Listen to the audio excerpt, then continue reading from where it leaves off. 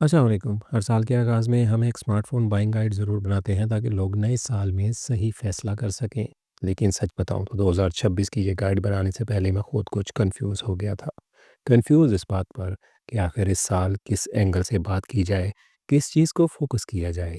इसीलिए आज की वीडियो में हम कोई रिवायती लिस्ट नहीं बना रहे, बल्कि कुछ बुनियादी और हकीकत पर मबनी पॉइंट्स आपके सामने रखेंगे। हम मुख्तलिफ प्राइस टैग्स पर बात करेंगे और साथ ही यूज़र फ़ोन्स के बारे में भी थोड़ी रहनुमाई करेंगे। मेरा मकसद ये है कि इस वीडियो के बाद अगले 6 महीने या 1 साल तक अगर आप स्मार्टफ़ोन ख़रीदने का सोचें तो कम से कम आपके पास इतनी समझ ज़रूर हो कि कौन-सा फ़ोन लेना है और कौन-सा नहीं लेना। अगर ये वीडियो आपको वाक़ई हेल्पफुल लगे और आप चाहते हैं कि हम मज़ीद यूज़र रिव्यू, अनबॉक्सिंग और गाइड्स बनाएँ तो चैनल को सब्सक्राइब ज़रूर करें और कमेंट सेक्शन में भी ज़रूर बताइएगा कि ये वीडियो आपके लिए फ़ायदेमंद रही या नहीं। अब ज़्यादा बातों में नहीं पड़ते, चलते हैं असल मौज़ू की तरफ। सबसे पहले बात करते हैं बॉक्स पैक फ़ोन्स की कैटेगरी की, क्योंकि इस साल बजट रेंज काफ़ी हद तक बदल चुकी है। रैम क्राइसिस और मार्केट कंडीशन की वजह से जो फ़ोन्स पहले 20-25 हज़ार या 30 हज़ार में आ जाया करते थे, अब वही सेगमेंट 40 हज़ार तक पहुंच चुका है। इसीलिए फ़ैसला करते वक्त इन हक़ाइक़ को जहन में रखना बहुत ज़रूरी है। सबसे पहले अहम बात, टिकटॉक या फेसबुक पर चलने वाली फ़ेक सेल्स और दुकानदारों के दावे में मत आइए, ख़ास तौर पर लोकल पाकिस्तानी ब्रांड्स पर आंख बंद करके इन्वेस्टमेंट मत कीजिए।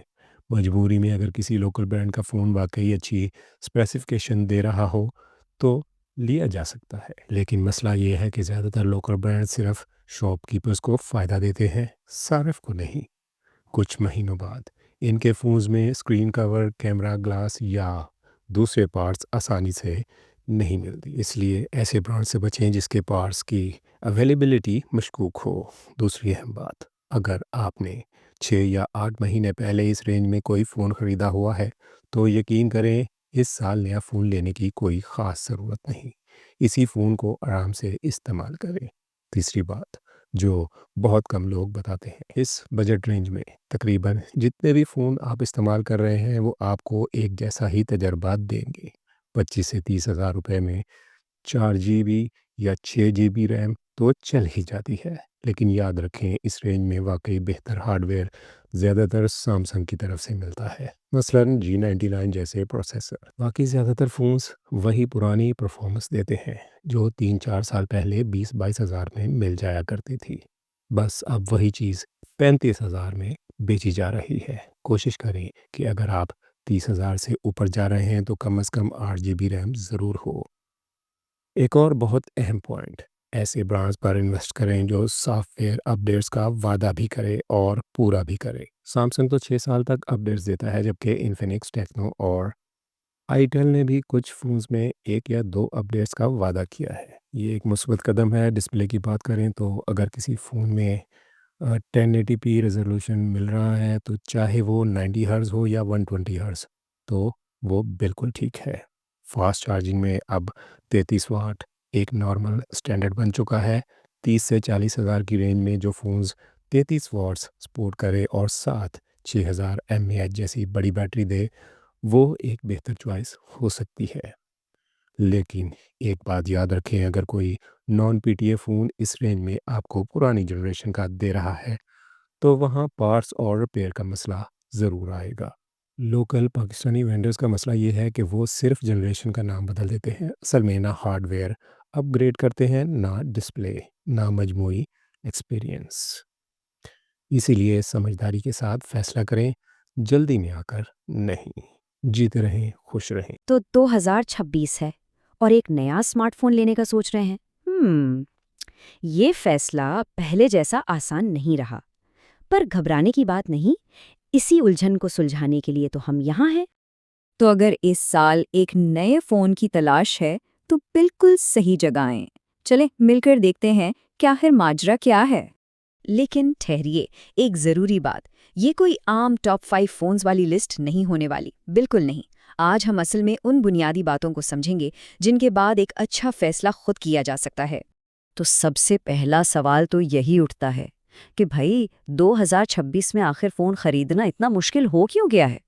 वजह यह है कि मार्केट अब वो मार्केट नहीं रही, बहुत कुछ बदल गया है। और हमारा मकसद बिल्कुल साफ है। इस पूरी गुफ्तगू के बाद अगले 6 से 12 महीनों के लिए इतनी समझबूझ जरूर आ जाएगी कि कौन सा फ़ोन लेना अक्लमंदी है और कौन सा नहीं। तो आखिर मार्केट में बदला क्या है? चलें कीमतों और परफॉर्मेंस की उस नई हकीकत पर नज़र डालते हैं जिसने पूरा खेल ही बदल कर रख दिया है। और ये देखें, सबसे पहली और हैरानकुन बात, कीमतों का फ़र्क। याद है जो फ़ोन पहले 25 से 30 हज़ार में आराम से मिल जाते थे?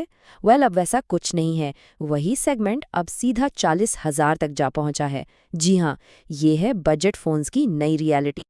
और इससे भी बड़ी बात, ज्यादा पैसा देकर कोई जबरदस्त परफॉर्मेंस मिल रही है? बिल्कुल नहीं। असल में परफॉर्मेंस एक जगह आकर रुक सी गई है।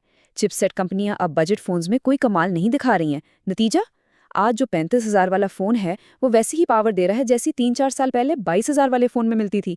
सोचने की बात है ना? तो अब जब मार्केट की सूरत हाल थोड़ी समझ आ गई है तो आगे बढ़ते हैं। अब बात करते हैं उन बड़ी बड़ी गलतियों की जो लोग करते हैं और जिनसे बचना बहुत ज़रूरी है। और ये हैं वो 3 बड़े ट्रैप्स। पहला, ऑनलाइन खासकर सोशल मीडिया पर जो फेक सेल्स लगी होती हैं। दूसरा, कुछ लोकल ब्रांड्स जिन पर आंख बंद करके एतबार करना अक्लमंदी नहीं। और तीसरा, शायद सबसे आम गलती, जब ज़रूरत ही ना हो तब भी नए फ़ोन के पीछे भागना। अच्छा, ये लोकल ब्रांड्स वाला पॉइंट थोड़ा और समझते हैं। इनके साथ सबसे बड़ा रिस्क क्या है? वो है लॉन्ग टर्म सपोर्ट का ना होना। मतलब फ़ोन ले लिया, कुछ महीने गुजरे, खुदा न खस्ता स्क्रीन टूट गई या कोई पार्ट खराब हो गया तो बस वो मिलेगा ही नहीं। इसलिए बेहतर यही है कि ऐसी चीज़ से दूर रहा जाए। तो एक सवाल खुद से ज़रूर पूछें, क्या पिछले 6 से 8 महीनों में कोई नया फ़ोन खरीदा था? अगर हाँ, तो सच पूछें तो इस साल नए फ़ोन की शायद ज़रूरत ही नहीं है। जो फ़ोन है वो बिल्कुल ठीक काम कर रहा होगा, उसी को आराम से इस्तेमाल करें। ओके, तो क्या नहीं करना ये तो क्लियर हो गया। अब आते हैं असल काम की बात पर। एक स्मार्ट बायर को 2026 में फ़ोन लेते वक्त आखिर देखना क्या चाहिए? Let's make a checklist. तो ये रही एक सिंपल सी चेकलिस्ट। अगर बजट 30,000 से ऊपर का है तो 8 GB रैम से कम पर बात नहीं बनती। ऐप्स अब बहुत हैवी हो चुकी हैं। फिर सॉफ्टवेयर अपडेट्स की गारंटी, ये बहुत ज़रूरी है। डिस्प्ले कम से कम 1080p हो और चार्जिंग मिनिमम 33 वॉट्स तो होनी ही चाहिए। हाँ, अगर 6000 mAh की बड़ी बैटरी मिल जाए तो क्या ही बात है, वो तो सोने पे सुहागा होगा। और ये देखें सॉफ्टवेयर अपडेट्स, ये इतना ज़रूरी क्यों है? क्योंकि यही अपडेट्स फ़ोन को सिक्योर रखती हैं और टाइम के साथ नए फीचर्स भी देती हैं। यहाँ देखें, सैमसंग 6 साल तक की अपडेट्स दे रहा है।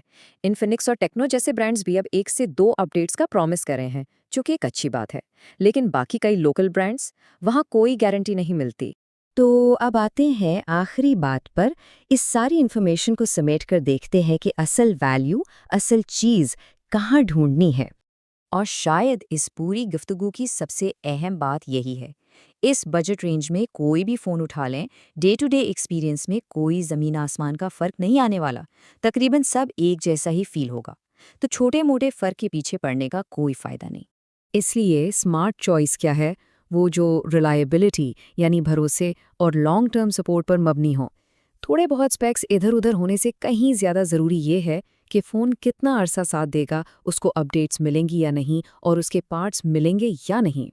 तो आखिर में ये सवाल खुद से पूछने वाला है, असल वैल्यू क्या नए नए मॉडल लेने में है या फिर एक ऐसे रिलायबल एक्सपीरियंस में जो सालों साल आराम से चलता रहे? फैसला यकीनन आपका है।